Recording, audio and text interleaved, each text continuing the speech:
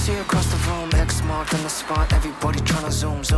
Don't be born beautiful, be born happy. Don't judge a person by their face and accept yourself. Maybe this works in other countries, but not here in South Korea. Here, if you're not born beautiful, then become it. And there are a lot of plastic surgeons to help you. South Korea is the world leader in the number of plastic surgeries per capita.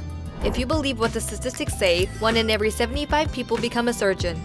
On top of that, more than 200,000 foreigners come every year for a procedure. We came to one of the most popular clinics in Seoul in the fashionable Gangnam. There is a lobby here, but we can't go there right now because there are too many patients taking up all the space. It's really filled wall to wall with patients. Not everyone wants to show their faces on camera, but Dasha is not shy at all. What do you think I did? Dasha is 22, and she has been wanting surgery since she was 16. She came to South Korea and spent a lot of money to make her dream come true, but she can't say how much it costs. She signed a contract that says she can't, but we're talking about tens of thousands of dollars. What they did for me was reduce the cheekbones to make them smoother, and to make that possible, my cheekbones have been set into titanium plates. They also removed a bit from the corners of my jawbones, and they also, did the same to my chin. She also had liposuction in her arms and legs. You know, they say that plastic surgery is a lot like getting tattoos. Once you get started, it is difficult to stop. They're absolutely right. I was scared because I thought that the work on my bones would be painful, but it didn't hurt at all. The anesthesia is very good, and there weren't any side effects, and because of that, you want to start having even more work done. But the thing is, there's a bit of pain after the operation, but then you're beautiful. The most important thing is to get an experienced specialist. 10 years ago, getting surgery done was always a gamble. The Korean Association of Plastic Surgeons stated that 90% of doctors did not have the proper training required. From 2000 to 2015, more than 200 lawsuits were recorded in South Korea, and after a Chinese woman died during an operation, the Ministry of Health stepped in. They decided there needed to be stricter controls, which meant the requirements for clinics and also requirements for specialists were made even tighter. Have you really been doing this for 24 years? Yes. Wow. Really? You look way too young for that. Thank you very much. This is the doctor who operated on Dasha. It's been almost a quarter of a century. So how have things changed? I mean, how have the client requests changed? If it used to be popular to have a V or a bulge-shaped chin, but now that's not the case anymore. People honestly care less about fashion. They care more about what looks good on them. They are not at all interested in fitting into a specific look. And yet the top requests have remained unchanged for many years. The operation to create a double European eyelid is still one of the most popular. Children often come to get this operation when they're still in their teens. There's also a high demand for rhinoplasty. In general, in 80% of cases, patients just want to have a facial corrective surgery. And without exception, everyone wants to look as young as possible for as long as possible. The trend these days is to eliminate wrinkles around the eyes and nose. New technology makes it easier than ever. For example, we can insert plates around the eye. And what this does is it tightens and smoothens all of the skin around the person's face. These plates can supposedly make someone look younger by 10 to 15 years, but over time, fat starts growing around them, and in time they need to be replaced. Yes, my friends, having this done doesn't only need money, but also courage. Would you do this? Let me know in the comments. Dasha's doctor, Oh Chang-yoon, was busy with patients, so I went to talk to his colleague. The doctor is looking at me so attentively. I'm starting to think that I have some kind of deformation. Are you looking at me and thinking, how do I improve you? Well, I would recommend you raise your eyelids a little, and you could also remove some of the nasal folds. It would also look good. In Korea, you don't need to go to a surgeon for advice on your looks. You can also get it from relatives or friends. And it's always meant with the best intentions. It's not being tactless, but caring.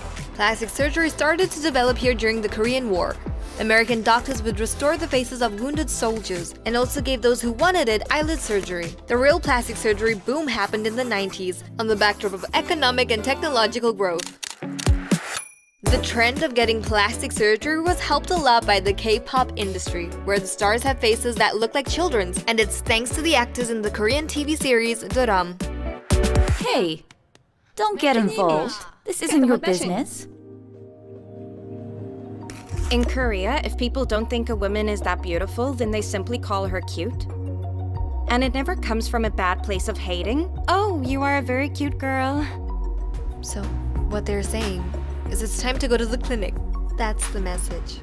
But Koreans also don't mince their words with men. If somebody is called a squid, then that means he's terribly ugly, and you need to do something about it quickly, like seeing a surgeon.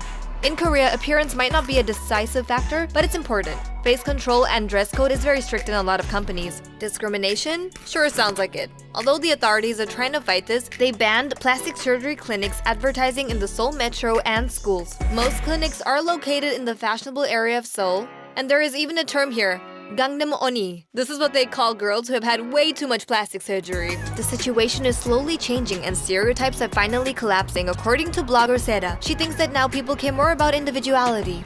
In percentage terms, the number of Koreans who are getting plastic surgery is much less than what people are being told on the outside. Plastic surgery is a lucrative industry for South Korea. The number of foreign patients is only getting higher, and it's very important to maintain that image. I have quite a lot of acquaintances, both from previous jobs and also just friends, and none of them have had any surgery done. Fans of natural beauty are convinced that you can maintain a youthful look without needing surgery. To do this, you need water in which rice was cooked. Beauty blogger Min Kyunga shared a very popular Korean life hack. Koreans eat rice at least 3 times in a day. Breakfast and lunch and dinner. When you make rice, you have to wash it. So when we cook the rice, we keep all the water. We use it for washing. So you're saying you use the rice water to wash yourself? Our faces, and also we like to use it for hair, everything. And I promise you, when we use it on our skin, it makes it look nice. And you know, there are also a lot of Korean cosmetics brands who make their products using rice water. Rice doesn't only smoothen skin, it helps lighten it, and in Asia, people believe that the lighter the skin, the more noble the person is likely to be, and having moles is trendy. Korean women believe that if they have a mole on the nose, then she is, without a doubt, beautiful.